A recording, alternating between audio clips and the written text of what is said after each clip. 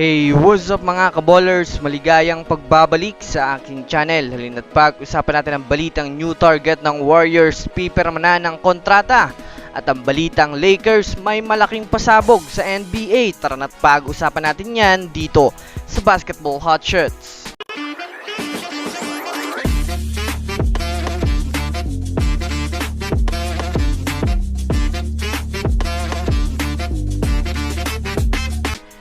Una nga muna tayong dumako mga kaballers sa balita patungkol sa may malaking pasabog nga po mga kaballers ang Los Angeles Lakers.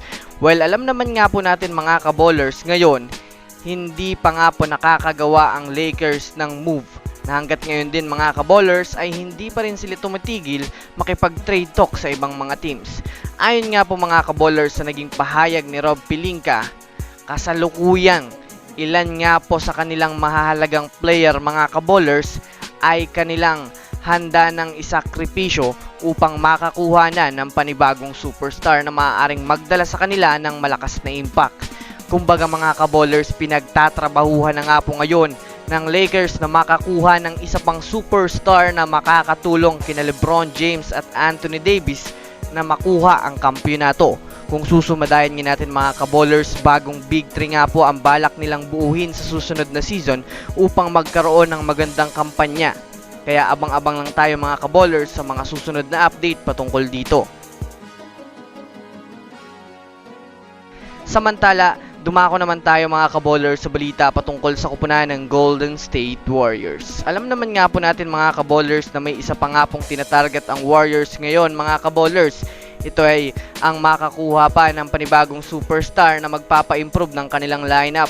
Kung matatandaan nyo nga po mga kaballers ng nakaraang free agency ay mayroon nga po mga kaballers tinatarget na panibagong superstar ang Warriors. Ito nga po mga kaballers ay si Lauri Markkanen. Nagkaroon nga po mga kaballers ang Utah Jazz at Warriors ng napakatagal na transaksyon, ngunit hindi nga po sila nagkasundo mga kaballers ng Utah Jazz dahil pareho nga po silang may iniingatan. Kumbaga, iniingatan nga po ng Utah Jazz mga kaballers na hindi maging worth it ang kanilang pagbitaw kay Lauri Markkanen. Kaya nagde-demand sila ng mataas sa Warriors, sabang ayaw naman nga po mga kaballers bitawan ng Warriors itong si Brandin Podziemski na kasalukuyang tinatarget nga po ng Utah Jazz. Sa kasalukuyan nga po mga kaballers ay nakapag-desisyon na rin naman nga po ang Utah Jazz na panatiliin na lang si Lauri Markkanen sa kanilang kupunan. Kaya naman sa ngayon mga kaballers ay pipirma na nga ito ng kontrata.